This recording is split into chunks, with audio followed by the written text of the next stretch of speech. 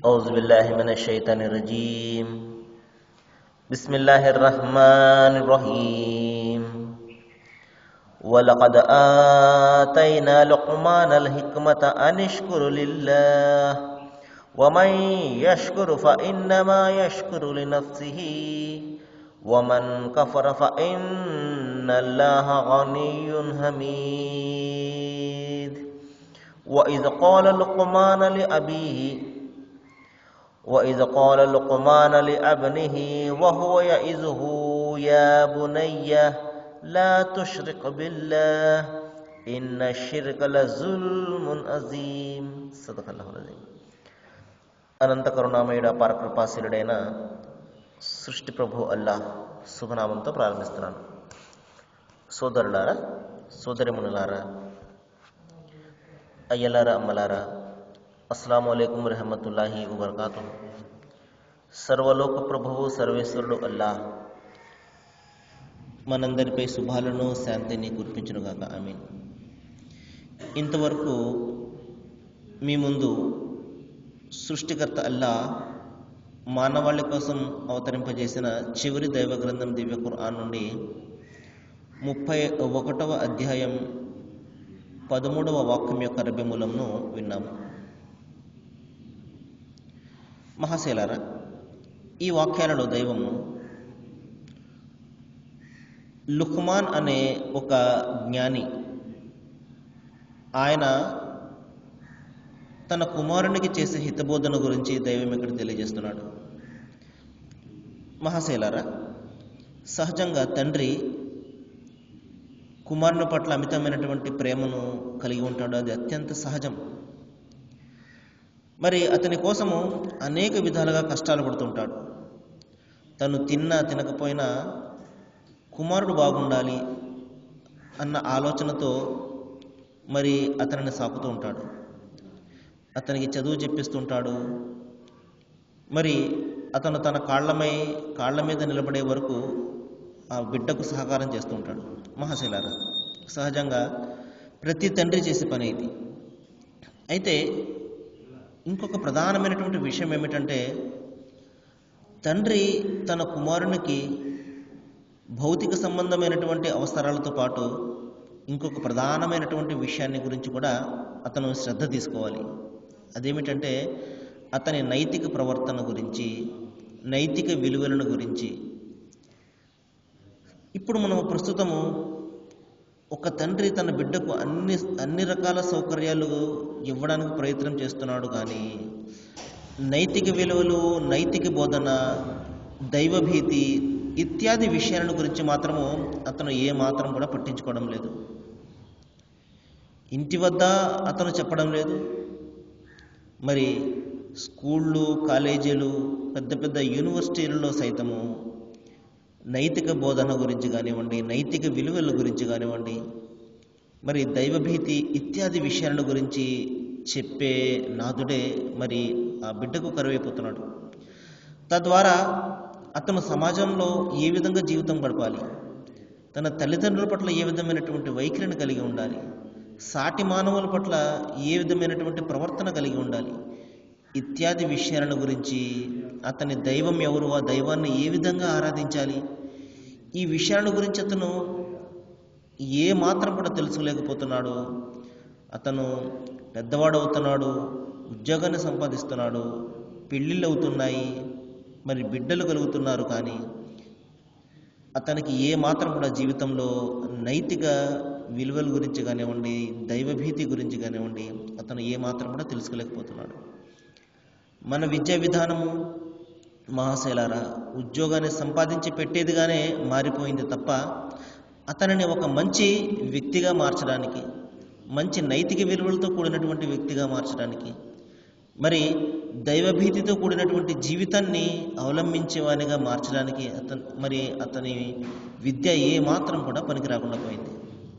మహాశైలారా, చూడండి, ఇక్కడ లుక్మాన్ అనే ఒక జ్ఞాని, దైవం ఆయనకు జ్ఞానాన్ని ప్రసాదించాడు. ఇక్కడ జ్ఞానం అంటే ఏమిటండి అన్న ప్రశ్న వస్తుంది మహాశైలారా. దీని గురించి ఒక్క నిమిషం మనం ఆలోచన చేయాలి.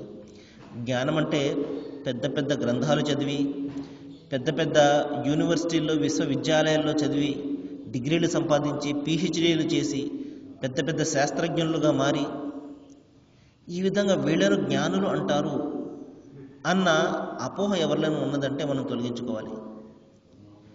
జ్ఞానం అంటే మహాశైలారా, అంతిమ దైవగ్రంథం ఖురాన్లో తెలియజేస్తున్నాడు. మరి ఇన్నమా యక్షల్లాహు మిన్ ఇబాదిహి ఉలమా అంటున్నాడు. నా దాసులలో నిజమైనటువంటి జ్ఞానులు ఎవరు అంటే దైవానికి అత్యధికంగా భయపడేవారు అని.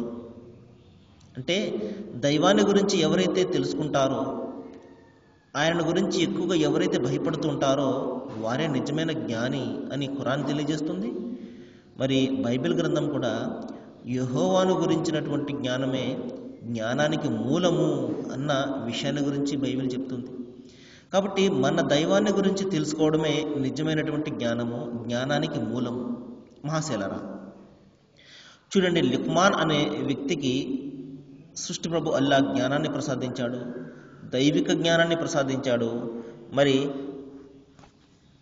ఆయన గురించి దైవం తెలియజేస్తున్నాడు, మేము లుక్మానుకు వివేకాన్ని ప్రసాదించాము. ఎందుకంటే అతను అల్లాహకు కృతజ్ఞుడు కావాలి అని.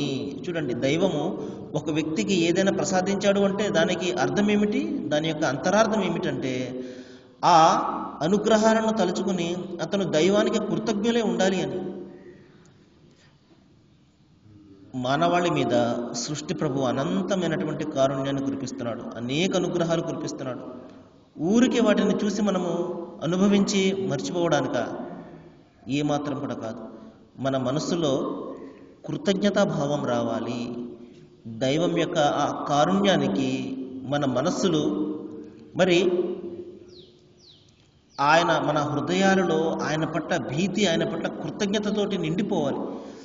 ఈ ఉద్దేశంతోనే దైవము అనంతమైనటువంటి కారుణ్యాన్ని అనుగ్రహాల రూపంలో కురిపిస్తున్నాడు. కాబట్టి దైవం ఎవరికైనా ఏదైనా ప్రసాదించాడు అంటే దాని అంతరార్థం ఏమిటంటే ఆయనకు కృతజ్ఞతలు తెలపాలి అని. మరి ఎవరైనా దైవానికి కృతజ్ఞతలు తెలిపితే అది అతనికే ప్రయోజనకరము. మహాశైలారా, మనము ఎవరికైనా కృతజ్ఞతను అర్పించాము అనుకోండి, అర్పించిన వానికి ఏదైనా వస్తుందా? ఏమి కూడా రాదు. మనకి ఆ ప్రయోజనము. దైవం ఇదే చెప్తున్నాడు, మీరు సృష్టికర్త అల్లాహను తెలుసుకుని ఆయనను ఆరాధించారు అంటే దాని వలన కలిగే ప్రయోజనాలు మీకు మాత్రమే. ఆయన అనంతమైనటువంటి కరుణ గలవాడు, ఎవరి అవసరము ఎవరి అక్కర లేనివాడు ఆయన. మహాశైలారా, ఎందుకంటే సృష్టి ప్రభు అల్లా అన్నింటికంటే అతీతంగా ఉండేవాడు. తనకు తానే ఆయన స్తుతిపాత్రుడు. నేను అనేక సందర్భాల్లో చెప్పడం జరిగింది, మానవాళి అంతా కూడా కలిసి ఆయన స్తుతి స్తోత్రాన్ని అర్పించిన ఆయన గొప్పతనంలో ఇసుమంతా కూడా పెరగదు. మానవాళి అంతా కూడా ఆయన స్తుతిని మానివేసిన ఆయన గొప్పతనంలో, ఆయన ఘనతలో మరి ఇసుమంతా కూడా తక్కువ కనబడదు. మహాశైలారా, ఎందుకంటే మనము ఆయనను ఆరాధించకపోయినా ఆయన తనకు తానే స్తుతిపాత్రుడు. సరే రండి, ఇప్పుడు లుక్మాన్ అనే ఈ జ్ఞాని దైవం ప్రసాదించినటువంటి జ్ఞానంతో తన కుమారునికి ఏ విధమైనటువంటి హితబోధ చేస్తున్నాడు చూడండి.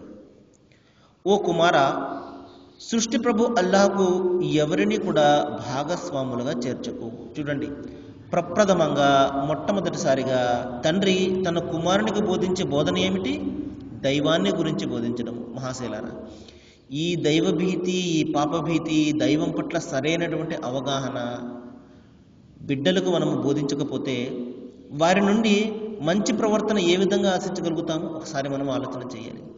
మనము ఈ విషయాల గురించి పట్టించుకోము.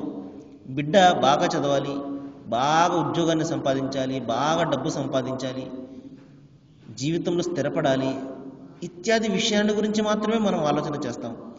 నిస్సందేహంగా ఇవి కూడా ఆలోచన చేయాలి.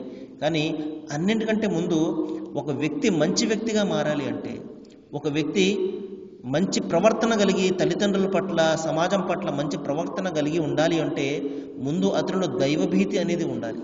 ఎందుకంటే ఈ సృష్టిలో ఒక వ్యక్తిని మార్చగలిగేది కేవలము దైవభీతి మాత్రమే. మహాశైలారు, ఈ విషయాన్ని మనం గమనించాలి.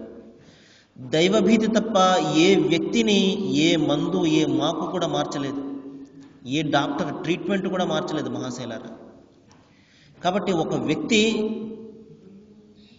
వ్యక్తిలో మానసిక పరివర్తన రావాలి అంటే, మానసిక చైతన్యం రావాలి అంటే అది కేవలం అతనిలో ఉన్నటువంటి దైవభీతి కారణంగానే జనిస్తుంది. ఈ విషయాన్ని మనం గమనించాలి. కాబట్టి బిడ్డకు తండ్రి ప్రప్రథమంగా దైవాన్ని గురించి బోధిస్తున్నాడు. ఏమని? ఓ కుమారా, సృష్టి ప్రభువు అల్లాకు నీవు భాగస్వాములుగా కల్పించకు. ఎందుకంటే ఆయనకు ఎవరు కూడా భాగస్వామ్యం లేరు. ఆయన కేవలం ఒక్కడు మాత్రమే. ఆయనకు తోడు కానీ, లేకపోతే ఆయనకు సహకరించే వాళ్ళు కానీ, ఆయనకు సహాయం చేసేవాళ్ళు కానీ ఎవ్వరు కూడా లేరు. ఎందుకంటే ఆయన అన్నింటికి అతీతంగా ఉండేవాడు. ఆయన ఎప్పుడు కూడా ఒక్కడుగానే ఉన్నాడు. లేదండి, ఆయనకు వయసు అయిపోయింది కాబట్టి ఆయనకు తోడుగా తన బిడ్డనో లేకపోతే తన కూతురునో ఆయన నియమించుకున్నాడు అని ఇటువంటి మానవ బలహీనతలు దైవానికి ఆపాదించడము మహాపాపం మహాశీలారా. కాబట్టి ఇటువంటి వ్యవహారాలకు అతీతంగా ఉన్నవాడే దైవము అనిపించుకుంటాడు. మనిషి మళ్ళీ ఆయనకు కూడా బలహీనతలు ఉన్నట్లయితే ఆయన మనిషి అవుతాడు, కానీ దైవం ఎంత మాత్రం కూడా అవ్వడు. కాబట్టి మనిషి గుండా బలహీనతలు దైవానికి ఆపాదించకూడదు. ఆయనకు బిడ్డలు కల్పించడము, ఆయనకు తల్లిదండ్రులు కల్పించడము, ఆయనకు భార్యలు కల్పించడము, ఆయనకు సకల బలహీనతలు కల్పించడము, ఆయన తింటాడు అని, ఆయన పడుకుంటాడు అని, ఈ విధంగా దైవానికి ఇటువంటి బలహీనతలు కల్పించడము ఘోరమైనటువంటి పాపము. అదే విషయాన్ని ఒక తండ్రి తన బిడ్డకు బోధిస్తున్నాడు. ఓ కుమారా, నీవు దైవానికి ఏమాత్రం కూడా సాటి కల్పించకు. ఎందుకంటే ఆయనకు భాగస్వామ్యులు ఎవరు కూడా లేరు. ఆయన ఒక్కడే ఈ సృష్టిని నడుపుతున్నాడు. తన శక్తితోటి, తన జ్ఞానంతో, తన వివేకంతో, తన అధికారంతో ఆయన ఈ సమస్త విశ్వాన్ని కూడా నడుపుతున్నాడు.